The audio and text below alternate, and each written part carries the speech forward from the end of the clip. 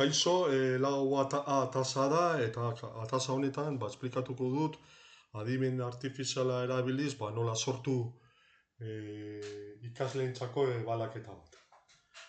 Ebalaketa hau jagongo da elektrizitateari buruz, gero pintxan perimetrikoa erabili ahal izateko. Eta horretarako erabili dut Quizzes izeneko aplikazioa. Sartzen gera Quizzes, eta bertan sartzen gara, eta ematen dio crear opzioari.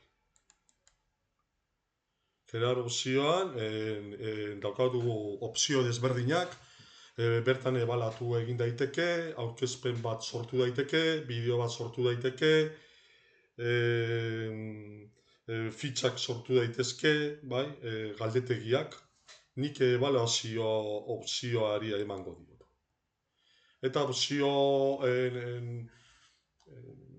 ebaluazio aukeran daukagu sortu dezakegu galdetegia PDF moduan edo Excel edo Word moduan, eta aplikazio honetara importatu dezakegu, bertan sortu dezakegu zerotik hasita, baina nik sortuko dut adimen artifiziala erabiliz.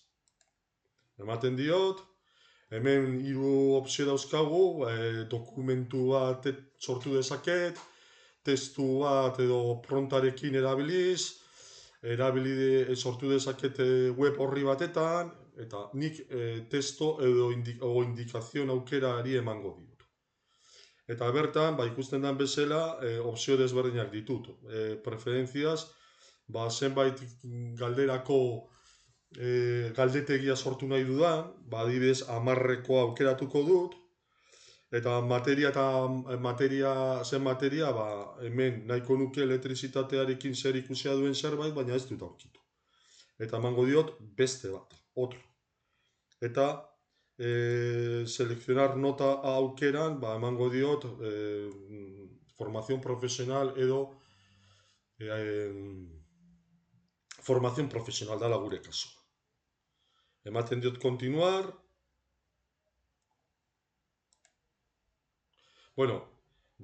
Continuar baina aurretikan pronta jarriko dut. Eta pronta saiatuko naiz izaten alden erderaz jarriko dut, zatek euskeraz bere limitazioak dituelako. Gero, euskeraz behar baldin badut, egingo dut itzulpena adimen artifizialeko errementaren bat erabiliz. Baina nik erderaz egingo dut errezagoa delako edo galdetegi hobeago bat aterako delako. Hola, soy profesor de formación profesional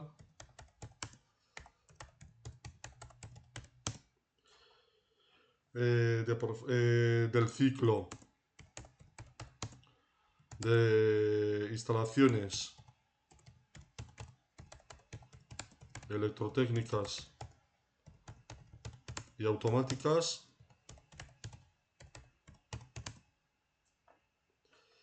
y quisiera evaluar conocimientos de electricidad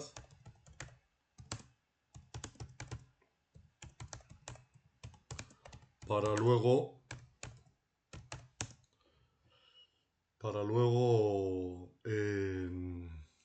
poder utilizar una pinza perimétrica.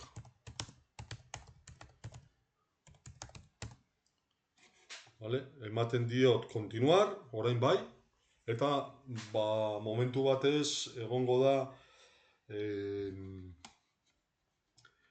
sortu. Hemen ikusten dugu zein subtema edo aukeratu daitezke, zertaz nahi dudan joatea.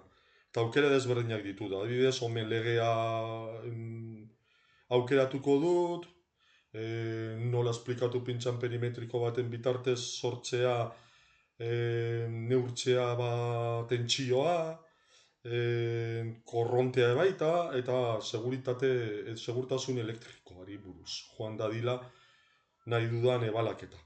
Eta sortzen dut generar examen. Hemen ematen diot honi, ematen diot eta prontean jartzen dut balen jarri dudana. Quiero un examen, no, un cuestionario sobre electricidad.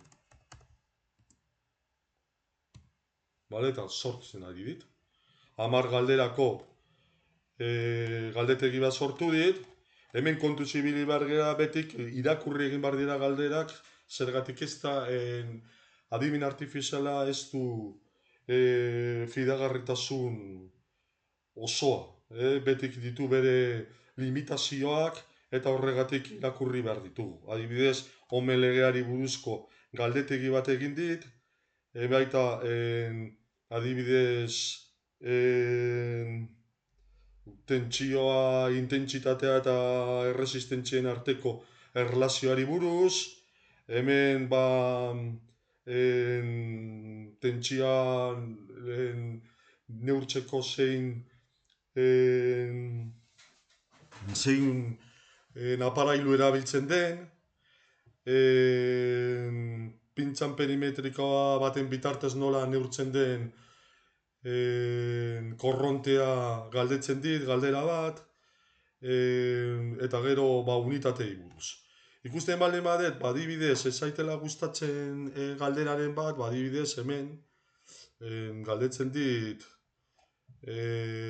ze unitate erabiltzen da erresistentzia elektrikoa. Igual hori oso ez da oso interesantean niretzako. Esaten dio, borratu egiten dut, eta hemen añadir pregunta zen, ematen diot hori. Quiero, sortu egiten dit galdera gehiago. Eta igual, galdera egokiago batzuk sortzen dizkit.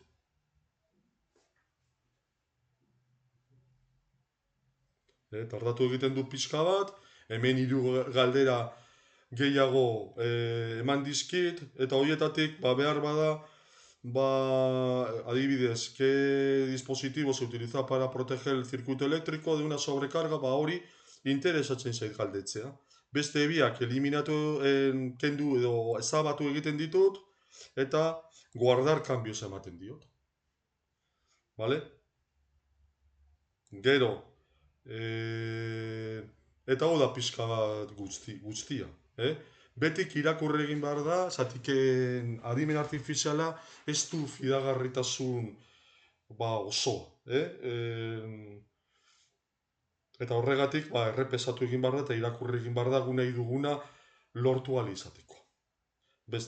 Gero bukaeran publikarra ematen diogu eta ja sortu egiten diogu. Bai? Eta besterik gabe,